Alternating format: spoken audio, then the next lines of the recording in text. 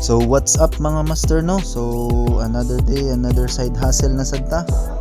So naaday tay customer nga ni adto na pod kay mukuha og helmet sa ato ang mga master. So this time day no, ang paliton sa ato ang mga master kaning Gilik Karina nga helmet nga full face. Kuha na pod ni siya.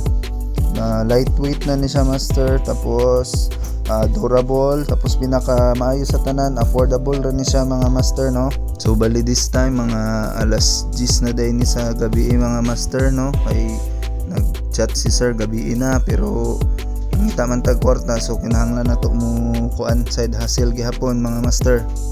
So diri ako asang gipangita tong chat na mo ni sir no, kung sa among mga nasabutan na price aning helmet, kay dandil na mi ani ni sir no. So iyahan na lang gi-pick up, tapos iyaha sang gisukat kung okay ba sa iyaha, sakto ba ang fit.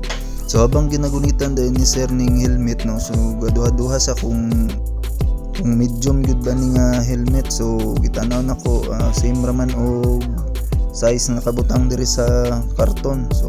So gisuot na ni sir, tapos ana siya okay daw kay medyo guot-guot, tapos ana ko kay sir nga ako sir ganahan sad ko guot-guot sir. So kay okay naman kay sir no ang fit sa helmet, so iyahan ang putson kay okay na daw. So dandil na mi ang duha kay malakaw na daw siya, kay medyo gabiin na pud ni mga master no.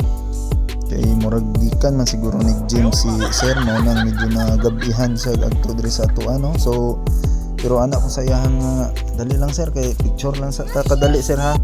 Kaya aron na ako yung ma-post sa akong page para pag naay makakita sa atong page makakuan po datong mga customer nga legit seller sad ta. So pusing na si sir dire no. Ayun na lang sad mga master, kay kani si sir wa po ilibog ni si ka-transact mga master. So thank you kayo sa tanan mga master no. So basi ganahan mo like, comment and subscribe mga master. Thank you.